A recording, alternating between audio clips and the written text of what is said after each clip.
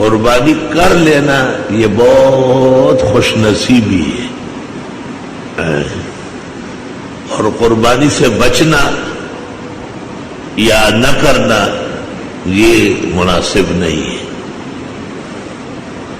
بہت سارے بزرگان دین غربت اور افلاس کو دور کرنے کے لیے قربانی پکڑ لیتے تھے۔ یار توفیق تو نہیں ہے، لیکن غربت و تنگدستی ہے۔ تجربہ ہے کہ جو قربانی کر لے اللہ اگلے سال تک اس کے قرضے اتار دیتا ہے۔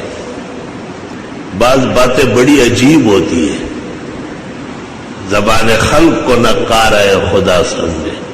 میری یادداشت میں گائے کی قربانی کا حصہ 8 روپے آتا تھا، تو ہمارے گھر میں سب سہولتیں تھی، وہ قربانی نہیں کرتے۔ میں نے کہا قربانی کرنا چاہیے۔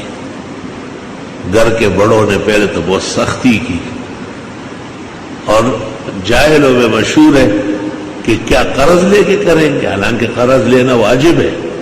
زکوٰۃ کے لیے بھی قرض لیں گے، فطرے کے لیے بھی، قربانی کے لیے بھی قرض لینا چاہیے۔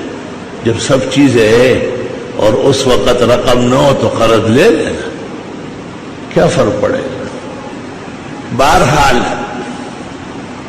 اتنے اتنے کر کے 8 روپے کئی سے پورا کر دیے گئے۔ قربانی گائے میں ایک حصہ ہمیں ملا۔